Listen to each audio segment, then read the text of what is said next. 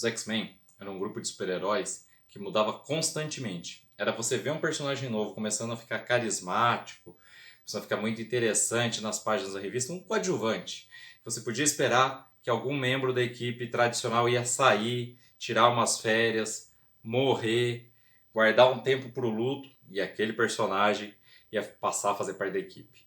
Acontecia de 3 ou 4 membros se machucarem, por exemplo, durante Massacre de Mutantes, e outros 3 ou 4 membros que estavam orbitando a equipe virem e passarem a fazer parte efetivamente da equipe. X-Men sempre foi assim. Eu sempre comparei os X-Men com um ônibus. Entrava gente pela parte da frente, tinha que descer gente pela parte de trás. Agora, vocês imaginam uma equipe que acontecia isso praticamente todo mês. Tem 2 equipes que se encaixam aí nessa descrição. E uma delas é o alvo do nosso vídeo de hoje, do X-Men Principais Personagens. Mais um pedido dos inscritos, um pedido inclusive um pouquinho mais antigo esse, Exilados. Olá, eu sou Inácio Santos, este é o Fator X, o nosso canal sobre X-Men. E hoje, atendendo aí o pedido a um não, né? Inclusive esse foi pedido por vários inscritos, nós vamos trazer aqui para X-Men Principais Personagens de novo uma equipe mutante. Nesse caso, os Exilados. Os Exilados, um grupo muito interessante. O primeiro volume da equipe teve 100 edições. É uma das poucas revistas que foi publicada praticamente inteira em português, nas páginas da revista X-Men Extra, do número 7 até o número 84, e ainda figurou em 2 Marvel Apresenta, os números 39 e 40, finalizando aí em português os 100 títulos publicados originalmente lá nos Estados Unidos. Exilados tinha uma proposta bem diferente das outras equipes mutantes. Inicialmente a equipe era composta só por mutantes, inclusive o X da palavra Exilados era um X como do X-Factor, de Excalibur, de X-Force, de todas as equipes do Fator X, todas as equipes mutantes da Marvel, inclusive saía em X-Men Extra, como eu disse para vocês. Né? Então eles eram todos mutantes, mas eles eram de realidades distintas. Inclusive, a primeira líder da equipe foi Clarice Ferguson, a Blink de A Era do Apocalipse, uma saga que tinha, no final dos anos 90, vendido muito, já estava fazendo aniversário quando os Exilados estrearam em 2001, e reviver a saga, trazer uma personagem foi muito importante para a Marvel. Ao lado dela, tinha um morfo, Kevin Sidney, muito parecido com o morfo de A Era do Apocalipse. A gente achava que os dois eram da mesma realidade. Mas ali no primeiro número eles já revelaram pra gente que não, era de outra realidade. E assim, eles compuseram os 6 primeiros membros da equipe, cada um de um universo Marvel diferente. Clarice Ferguson, a Blink, que eu já disse aqui. Morpho, Kevin Sidney. Pássaro Trovejante, John Proudstar, mas de uma realidade onde ele se tornou Cavaleiro do Apocalipse. O Mímico, Calvin Henke, de uma realidade onde ele foi um dos mais importantes X-Men e até chegou a entrar para os Vingadores. Thalia Josephine Wagner, a Noturna, uma personagem oriunda de uma realidade específica, filha de Noturno e da Feiticeira Escarlate da sua realidade. Magnus, que inicialmente nos foi apresentado como filho de Magneto e vampira da sua própria realidade alternativa também. E esse grupo todo foi reunido, supostamente reunido, viu pessoal, pelo Corretor do Tempo. O Corretor do Tempo era um personagem que dizia não existir. Ele dizia que ele era uma espécie de personificação do tempo e da necessidade de que o tempo fosse corrigido, e que ele era enxergado daquele jeito, né, com aquela aparência que ele se mostrava aos exilados, porque o inconsciente coletivo deles produzia aquela imagem, mas que na verdade ele não era, não tinha aquela aparência, ele sequer existia materialmente. E ele vinha dizer a eles que eles foram removidos de suas realidades, que eram realidades defeituosas, para consertar outras realidades defeituosas, e conforme cumprissem suas missões, conforme corrigissem essas realidades, para impedir que elas deixassem de existir ou que elas criassem uma desestabilização que afetasse outras realidades, quando eles cumprissem sua missão, eles seriam devolvidos às suas realidades, cada um à sua própria realidade, e essas realidades, né, conforme eles voltassem, também estariam corrigidas, estariam corretas e poderiam sobreviver e existir. Isso pra gente, naquela época, já soava um pouco estranho, porque a Era do Apocalipse não era exatamente uma realidade alternativa, né? A Era do Apocalipse foi de onde veio Clarice Ferguson, que era a líder da equipe. Era uma realidade que deixou de existir, porque ela era produto de uma manipulação do tempo feita por Legião. A gente contou aqui quando fez o nosso vídeo da Era do Apocalipse. Vou deixar aqui nos cards para você poder conferir, inclusive a playlist toda da Era do Apocalipse, para você não se perder, porque é uma saga bem complexa, mas muito interessante. E a Era do Apocalipse, ela era o universo Marvel 616 transformado em outro universo. Pelo menos era assim que a gente entendia. Porque o Legião voltou no tempo, matou o próprio pai sem querer, e a partir do ponto do assassinato de Xavier, a realidade mudou, o futuro, né? Mudou, mudando inclusive o nosso presente, porque ele fez essa mudança no passado. E aí o mundo caiu sob domínio de Apocalipse, e no final da saga, os X-Men voltaram no tempo e impediram a morte de Xavier. Então nós entendemos que a Era do Apocalipse acabou. E nós já achávamos, pelo menos eu já achava que o Corretor do Tempo estava mentindo para os exilados. Porque a Clarice Fergus, pelo menos um membro da equipe, eu tinha certeza que essa menina não tem para onde voltar. E realmente ao longo das edições foi se provando que os fãs ali não estavam tão errados ao achar esses pequenos buracos no roteiro, porque isso era parte de uma trama maior, muito interessante, que eu vou resumir para vocês aqui no vídeo de hoje. Mas antes, queria pedir para você, se você ainda não é inscrito do nosso canal, aproveitar para se inscrever no nosso canal, ativar o sininho e ficar conosco a partir de agora.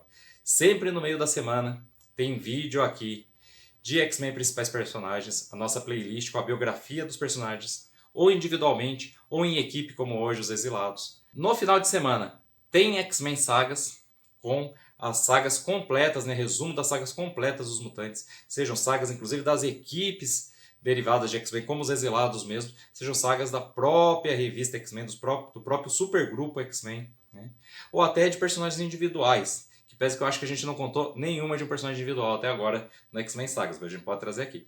E em ambas as playlists, muito importante isso, em ambos os momentos, no meio da semana, principais personagens, no final de semana, X-Men Sagas, a gente sempre atende pedido dos inscritos. Então você deixa aqui nos comentários desse vídeo que personagem você quer que tenha biografia, que saga você quer que tenha resumo, que a gente faz. A gente vai ali adequando, vendo a quantidade de pedidos, o que tem mais inscrito pedindo, mas a gente vai atendendo a todos os pedidos. Nós temos uma playlist só de pedidos inscritos, juntando tudo que a gente fez, tanto em X-Men Sagas quanto em X-Men Principais Personagens, que foi pedido por algum de vocês aqui nos comentários, e é a maior playlist do nosso canal. Então, não deixe de fazer seus pedidos, que aqui eles são atendidos. Voltando aí aos Exilados. As missões dos Exilados eram muito variadas, e o Corretor do Tempo nunca explicava de que maneira aquilo mudava o destino da realidade na qual eles estavam interagindo. Chegou ao absurdo deles terem uma aventura em que eles tinham que comprar uma rosquinha de uma padaria antes de uma certa pessoa.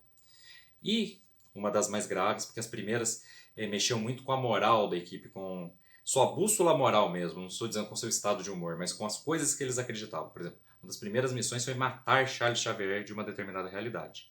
Eles não tiveram coragem de fazer isso. Eles acabaram libertando Charles, que estava preso. Apenas para descobrir que naquela realidade ele era um vilão, seus X-Men eram vilões e que ele estava tentando matar toda a humanidade. Acabou que não teve jeito, os Exilados, durante a luta, que eles mesmos provocaram ao libertar Xavier, acabaram por tendo que matá-lo como o Corretor do Tempo havia mandado. Isso foi apenas uma das várias situações, das várias saias justas nas quais a equipe se meteu, tentando desobedecer o Corretor do Tempo. Ele sempre estava com o pé atrás, com um pouco de desconfiança. Mas uma das características principais, que já no primeiro arco foi mostrado para nós, que os Exilados tinham uma rotatividade muito grande entre seus membros. Então já numa das primeiras aventuras, Magnus, o suposto filho de Magneto e Vampiro, inclusive ele disse, nessa aventura lá na conclusão, perto da hora que ele vai morrer, né, que é isso que acontece com ele, que ele não é filho de Magneto, né, que apesar de ter os poderes, inclusive do Magneto, é filho de Gambit e tal, mas que ele queria muito ser filho de Magneto. Mas ele morre, se sacrifica para que a equipe tenha sucesso, para que uma missão seja cumprida, e assim que os exilados voltam, são trazidos de volta pelo Corretor do Tempo, a única coisa que acontece é que eles recebem um membro novo, trazido de outra realidade.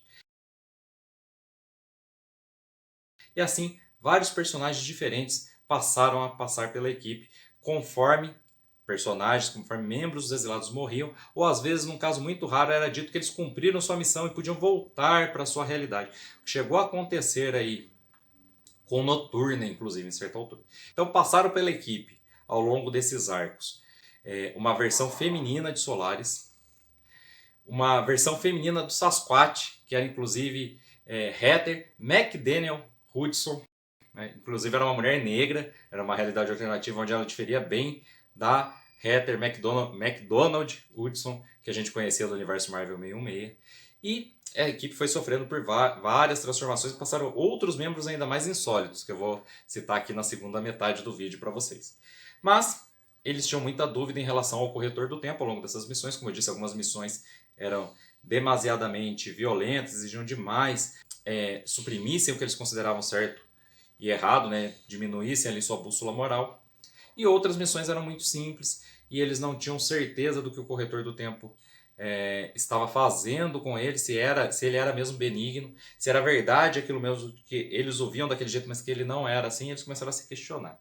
E justamente durante um desses questionamentos, uma coisa que aprofunda esses questionamentos é quando, numa das suas missões, eles encontram outra equipe cumprindo o mesmo tipo de missão que eles. Porém, uma equipe bem mais degenerada, uma equipe que tem uma bússola moral bem mais fraca, era a Arma X. Mas não a Arma X do universo Marvel 616.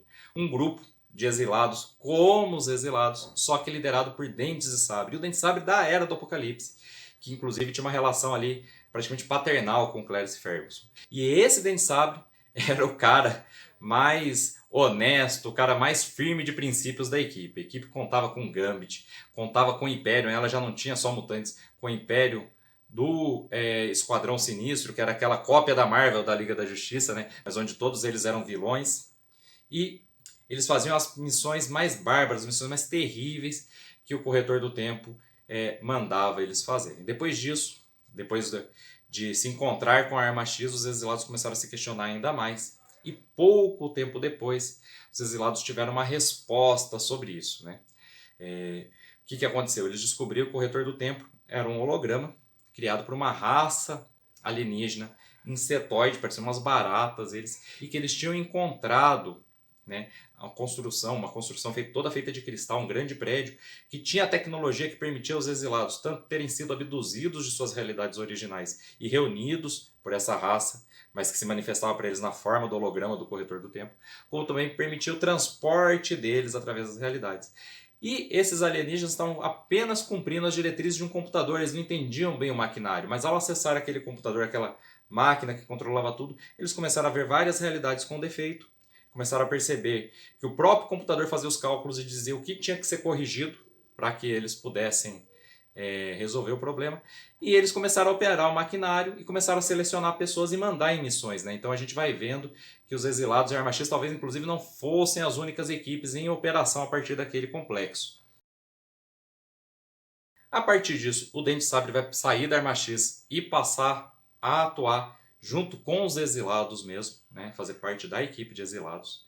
Nós vamos ter um arco que Noturna, vão dizer a Noturna que ela cumpriu sua missão e que ela pode ir para a sua realidade, mas a verdade é que, como Clarice Ferguson e vários outros membros ali, não existe outra realidade para a qual Noturna possa voltar. Então ela foi mandada para onde? Para a Terra Marvel 616, onde ela inclusive conviveu ali com a versão de seu pai, Noturno, que nessa realidade nunca foi pai, né? Mas os dois até estabelecem uma relação razoável, fazem certa amizade, ela passa a aparecer na revista mensal dos X-Men e leva um tempo aí para voltar para os exilados.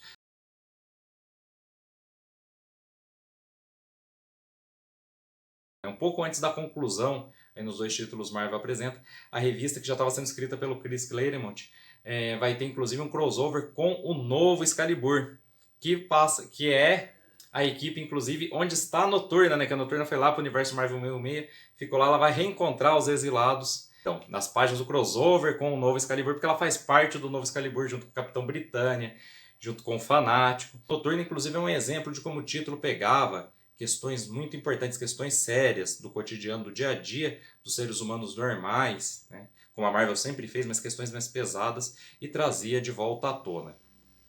Então, um dos exemplos disso durante uma das aventuras em que eles foram capturados durante sua missão em uma outra realidade, foram obrigados a lutar uns contra os outros numa arena, nós vamos saber que Noturna tinha um relacionamento com John Prodster, o pássaro trovejante dos exilados, que ela estava grávida, ela vai abortar durante essa aventura. Noturna vai ter um derrame, vai ficar um tempo na cadeira de rodas e vai se recuperar disso aos poucos até voltar a ser uma super-heroína. Nocturne, inclusive, foi a personagem que mais teve importância na Terra Marvel 616, a ponto dela ser mostrada em X-Men O Fim, de Chris Claremont. Mas isso é uma outra história que a gente pode, inclusive, trazer um dia aqui no X-Men Sagas para vocês, se vocês desejarem. Mas Noturna aparece até nesse futuro, como se ela nunca tivesse voltado da Terra Marvel 616. Outros personagens que figuraram, depois que os próprios exilados passaram a controlar, né, o equipamento que os mudava de realidade, os mandava para missões diferentes, e começaram a escolher suas missões, escolher a forma que eles podiam interpretar aqueles dados e cumprir a missão melhor. Os exilados começaram a selecionar seus membros, inclusive convidá-los. E aí eles chegaram a ter uma equipe que tinha membros de realidades diversas dos mutantes, a ponto de ter Homem-Aranha 2099, né? Ter Longshot, porque o Longshot vem de um universo paralelo, que é o Mojoverso. Eles tiveram também a Princesa do Poder, do Esquadrão Supremo, não do Esquadrão Sinistro, de onde saiu o Hyperion, que era vilão. Do Esquadrão Supremo, que era a versão benigna do Esquadrão Sinistro, que era a versão maligna da Liga da Justiça. E a equipe vai sofrer várias transformações. Barnelbowski, o Bico, vai chegar a fazer parte da equipe nessa época. Psylocke vai fazer parte da equipe. Falei disso inclusive no vídeo da Psylocke. Aqui nós fizemos 3 vídeos da Psylocke. Na parte 3 a gente conta aí suas viagens extradimensionais, né? Como ela volta depois ao universo Marvel 66. Nesse tempo que ela fica com os exilados, que daí já é mais perto da conclusão, mais perto ali do finzinho da sua publicação nas revistas X-Men Extra da Panini.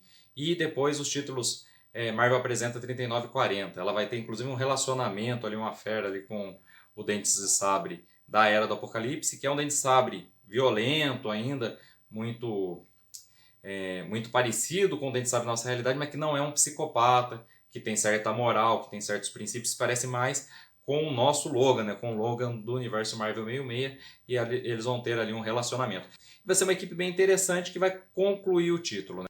New Exiles, Novos Exilados. Também falei disso aqui já porque a gente fez o vídeo sobre Sábia dos X-Men, né? Fizemos o vídeo X-Men, principais personagens de Sábia, contamos aí o arco dessa personagem tão importante, e ela fez parte da formação dos Novos Exilados, né? Fez parte dos Novos Exilados durante um tempo e estava lá quando a equipe finalmente acabou, e aí ela voltou para o universo Marvel 66, né? E esse foi o X-Men Principais Personagens de hoje, né? Nós voltamos no final de semana com X-Men Sagas, com mais uma história muito importante dos X-Men sendo resumida aqui no canal. E entre o vídeo de hoje e o X-Men Sagas, nós ainda vamos produzir um vídeo extra. No mais, espero você de volta para esses 2 vídeos, espero você de volta para os próximos vídeos. Até lá!